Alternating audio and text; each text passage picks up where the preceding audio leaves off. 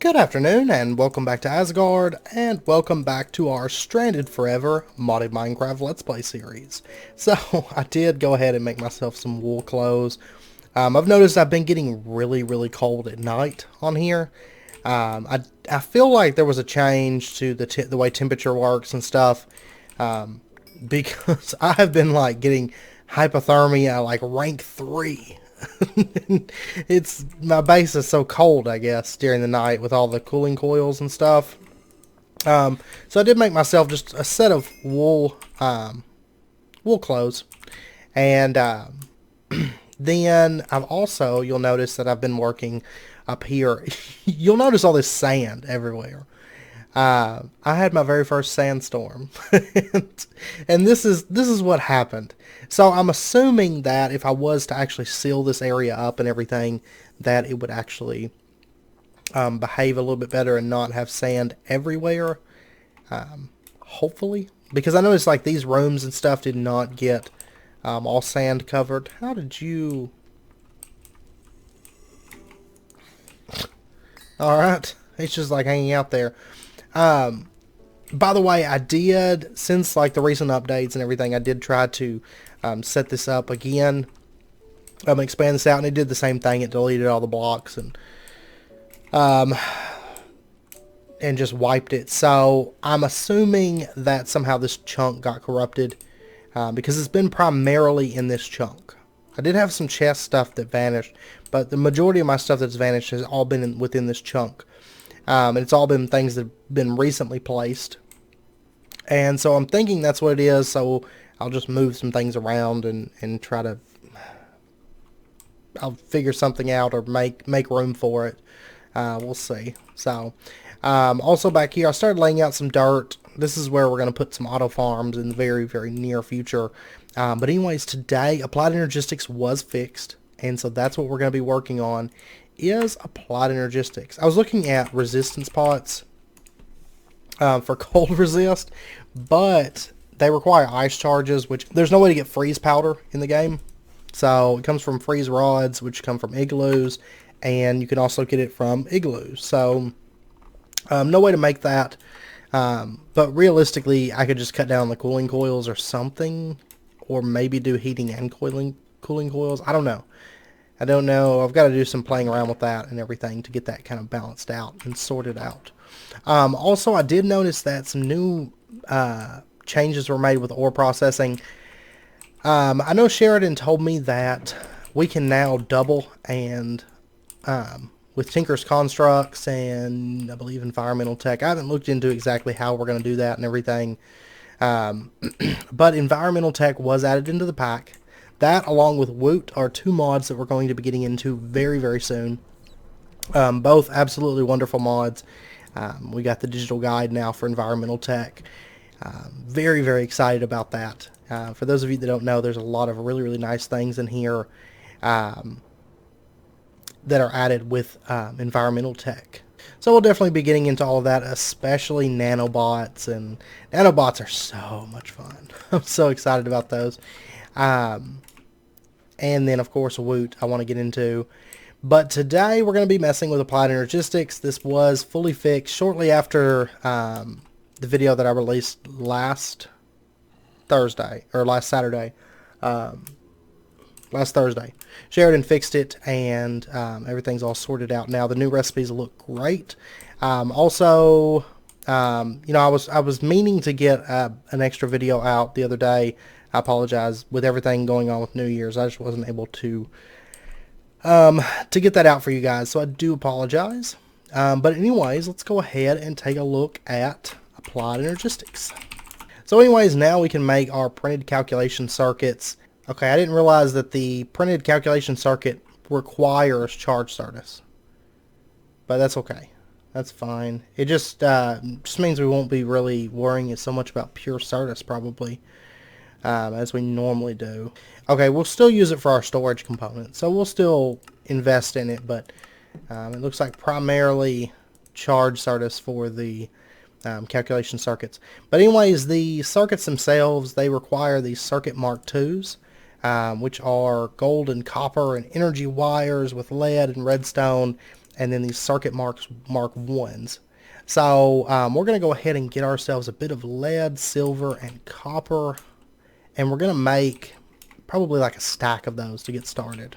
So our energy wires, let's go ahead and get a stack. Well, meant to get a stack of those, but that's fine. And our circuit Mark 1s, there we go, there's 52. I think I'm happy with 52 for right now. It's 52 Mark 1s. And then for the Mark 2, we're going to need a bunch of gold and copper.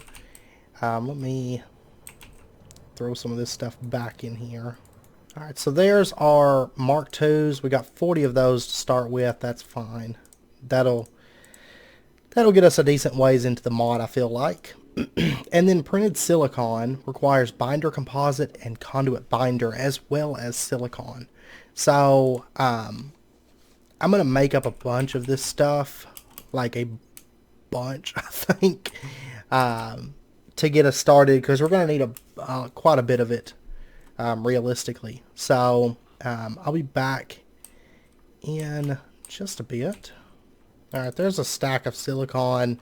I will say that a copper gen is very high up on my list at this point because it's something that we really, really need. Possibly next episode, honestly.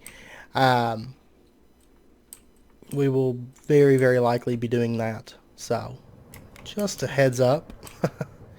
Because, I mean, we're just to the point that it would really, really help out to have a good copper gen up and going. But anyways, let's go ahead and get ourselves a bit of this printed silicon. I am going to need a bit more redstone here. And there's a stack. Alright, so we got our stack of printed silicon. And now we're ready to actually start making some of these printed logic circuits and so on. Before we do that, though, let's go ahead and get ourselves an inscriber. And I think we're going to go ahead and make a couple of these to get started with, because they are... You know, they are fairly slow. Okay, I'm pretty sure. I thought we made pistons, sticky pistons last episode. But maybe we didn't. Maybe I'm losing my mind. I don't know. But anyways, we're just going to need some iron then. So we'll go ahead and get ourselves some inscribers. Let's start with 4 of them. I will be fairly happy with that. And then for our actual... For our actual processors, let's see. Basic AE wants us to make an ME chest and a 1K ME storage cell. So let's focus on that because there is a lifeblood crystal in it for us. So you'll notice my temperature's dropping off. Like, it's the balancing. It's really weird now. Like, I didn't used to have this problem, but like I'm wearing wool armor, which should keep me warmer. But like, during the day, my temperature will build up till I'm fairly hot, but I'm not super hot inside the base. And then at night, it just bottoms out like crazy. Yeah, you'll see my temperature's still dropping. So like, it went from like burning to death all the time to now being cold all the time. I mean, I'm thinking it's due to the amount of cooling coils that I have. But even when I come out like away from the base for a little while, I still burn up. I mean, I still freeze to death wearing wool armor. So I don't know. Okay, well, it's daytime now and my temperature's slowly going back up. The temperatures are just wonky right now. They're just back and forth, and like, I'll put a bunch of cooling coils down to like keep myself from burning to death, and then next thing I know, I'm freezing to death. And so I'm assuming maybe I need to cut down on the amount of cooling coils. I guess what I might do is set it up so that like maybe it's all on like a daylight sensor, and so like when it turns night, you know, it'll all the cooling coils are shut off, and then when it turns day, all the cooling coils turn on, and maybe like at night, maybe heating coils come on. I don't know. We'll see. We'll play around with it and everything moving forward. But anyways, and we still need to finish organizing this so that this doesn't happen. I mean, it's not a big issue. I've got over 1,000 stacks of cobblestone in there, so I'm not too concerned with it. But anyways, now that we have our inscribers, let's go ahead and, like I said, we want to make the ME chest first and the 1K storage cell. So we're going to need some logic processors, which are printed logic, which just takes some gold, redstone, and silicon, which I should have. I actually should have some silicon over here. So we'll get our printed logic circuits. Let's go ahead and get like 20 of these for now. Just to get us started. And then let's go with, let's see, we've got printed silicon, so we're good. And we can just throw all this into the inscriber. And it's going to slowly inscribe that for us. I'll tell you what, let's go ahead and really quickly just set up a little automated system. Actually, I don't know that I'm going to need these inscribers. Now that I think about it. We'll use them down the road. I may use some of them right now, moving forward. We'll see. But I forgot, we're not actually going to be making anything with presses or any of that, so I may not actually use them all that much. By the way, the sandstorm blew a bunch of sand into the rabbit's pen, and all the rabbits got out. So, alright, so what we're going to do is we're going to set up just like a really quick, easy, messy setup for our inscriber. And what I want to do is let's actually rotate this. This wrench won't rotate, will it? Okay. We'll just do it like that. That's kind of how I want it laid out anyway. And what we'll do is we'll set up a chest right here, chest right here, and then a chest like right here. You can also do this with like filters if you want to, and just use one chest. But I'm gonna do it the lazy way to get started, which is 3 chests. And what we can do is then this will correspond to top, middle, bottom, and the output, we'll have it come out of here. We'll say extract, insert, and then we're going to do like the top, we're going to go ahead and throw in our printed logic, and the middle we're going to throw in some redstone, and then the bottom we'll throw in our printed silicon.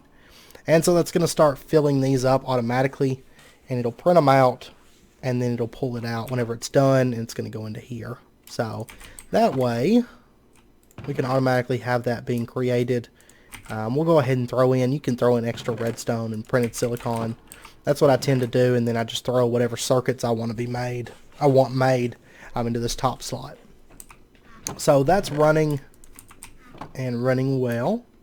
And so let me go ahead and grab our pure fluids, our pure nether quartz, pure certus, etc. And we'll go ahead and make ourselves that 1K ME storage cell, or ME storage component.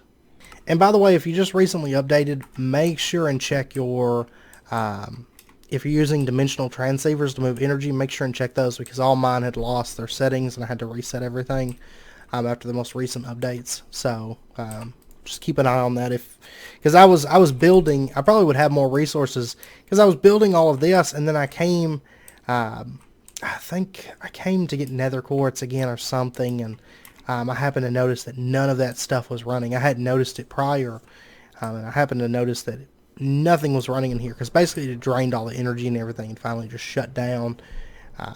And I happened to notice it when I come in here, and I was like, oh, my dimensional transceivers aren't working. So, but anyways, there is our 1K ME storage cell, and then we're going to need an ME chest, which does take an ME terminal, which we did make the illuminated panel last episode, and we've got some fluix cable. Alright, so our ME terminal, it does require this formation core. We're going to need some fluix dust. I think I've got fluix dust made. If not, it's not really, okay, I don't have any.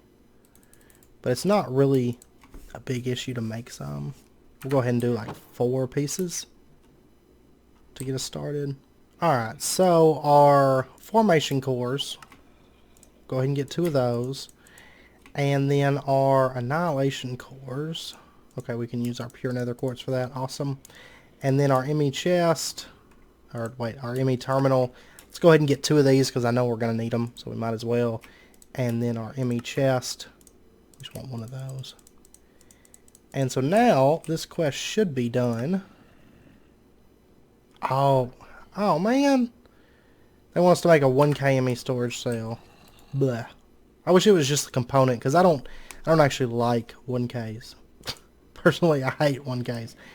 Okay. So our 1K, we're gonna need a couple pieces of quartz glass for that. It's not a big deal. We've already got quartz, oh, we've already got quartz glass. Okay. We'll do that. And there we go. Better than chests. Achievement. And we can get our lifeblood crystal. So that's done, and that's... I guess that's the end of that. Okay. Well, it looks like we don't have to follow the quest book anymore for Applied Energistics. We'll go ahead and pop our lifeblood crystal. Awesome. So now we're up to 7 hearts. It's very, very nice. And then let's go ahead and actually upgrade this terminal. I don't care for the standard terminals. We'll go ahead and upgrade it to a crafting terminal, which is just going to require a calculation processor and then a crafting table. So I think we've got pretty much everything. And if we wanted to, I guess we could go ahead and just plug this ME chest up, and we'll throw that that 1K ME storage cell into here. I'll tell you what, I'm gonna turn off some of these cooling coils, because it's already a bit much on the cooling. Okay, I turned those ones in the middle off, and that seems to have balanced it. There's still 4 turned on in here, but that's okay. Those don't seem to be killing me, so I will take it. I'm happy with it. Okay, yeah, it seems like any kind of cooling coils are going to be too cold. Because I went over there to get a piece of wood, and it was like, okay, you're cold again. I was like, really? Like, I'm wearing a wool jacket. So you're going to want to turn those off whenever nighttime hits. So we're going to have to set that up with like a daylight sensor type setup. But anyways, our ME terminal, our crafting table, and then our calculation processor is going to get us our crafting terminal. And we'll just go plug this in, I guess, right somewhere. We'll plug it in like right here, I guess.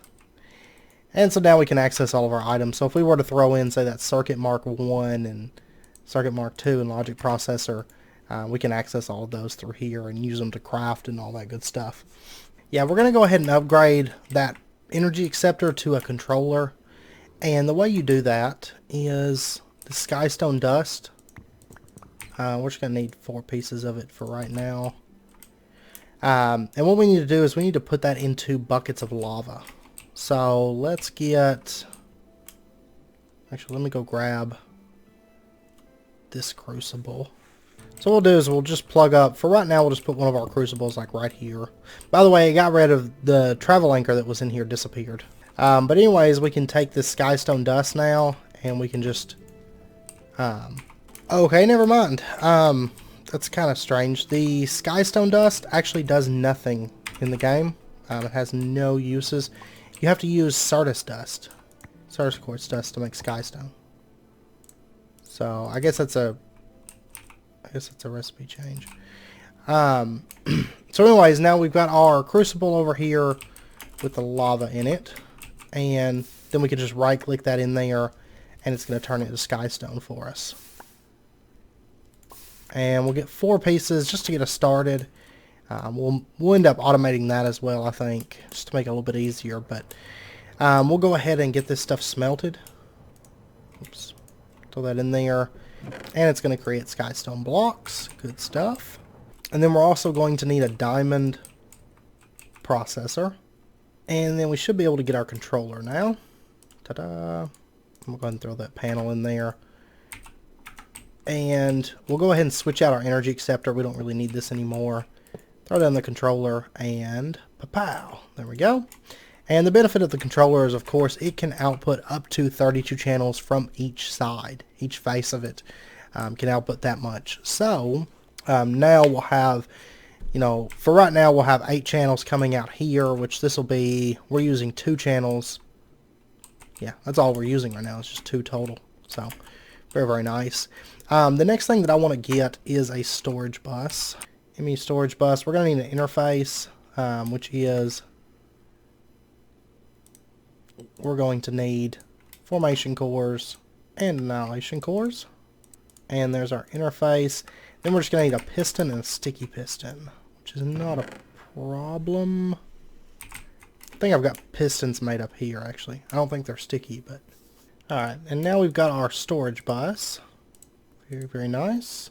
And we got the Limitless Potential achievement. And what I want to do is I just want to run this storage bus over... Seriously? Whew, that was dangerous. Okay. That would have been bad if it had exploded. Oh my god. So let's put a torch down there. But anyways...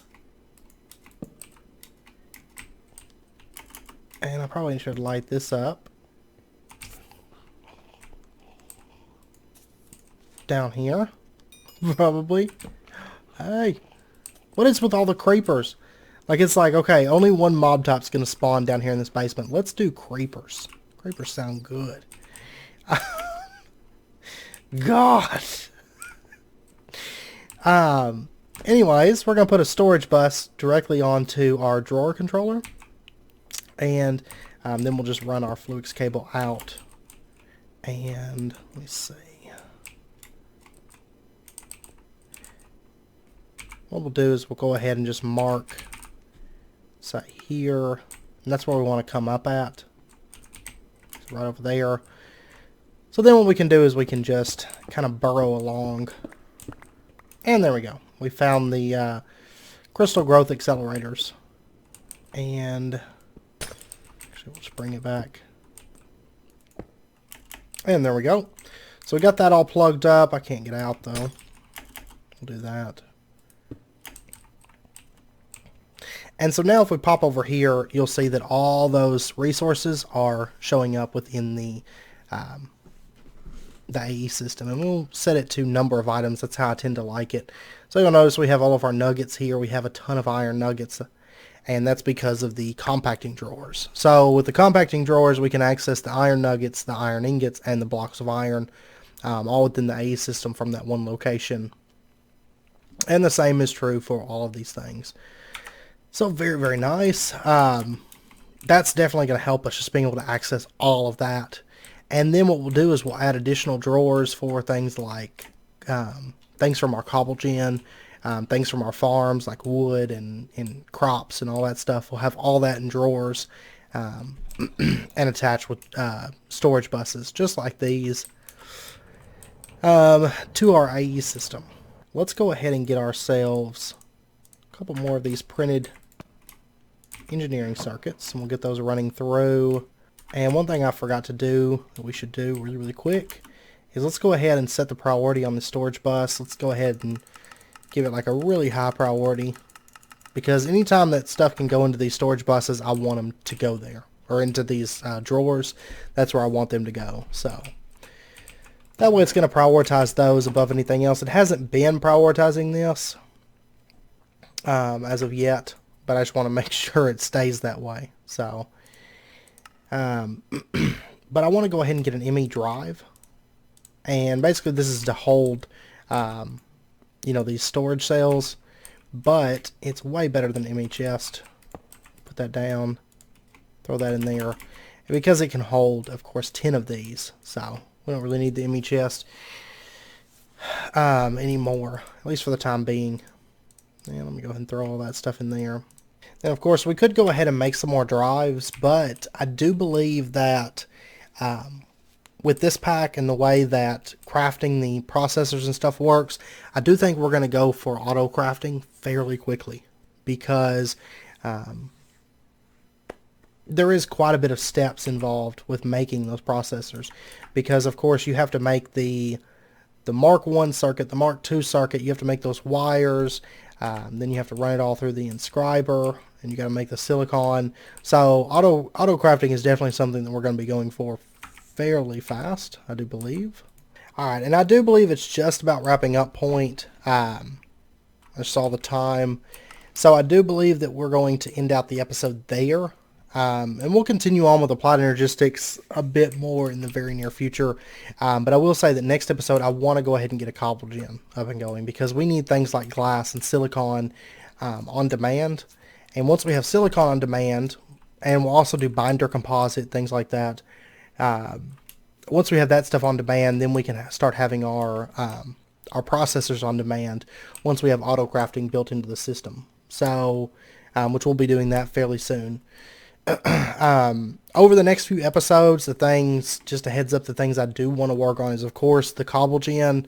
I also want to get our farms up and going for things like wood and crops and whatnot, as well as some Pam's Harvest Craft stuff, so that we can actually start having food, a good variety of food and not juices and cooked rabbit and stuff like that. Like, I want to have actual dishes. And then I also want to get into Woot and environmental tech. Those two I really want to get into. And we may start looking at more ore refining, like refining it down to get double and I believe quadruple is a thing on here, if I recall correctly. So we may start looking into getting that. However, I'm not going to prioritize that right this second because of the fact that ores really, regardless, are not an issue in this pack. So I'm not too concerned about that.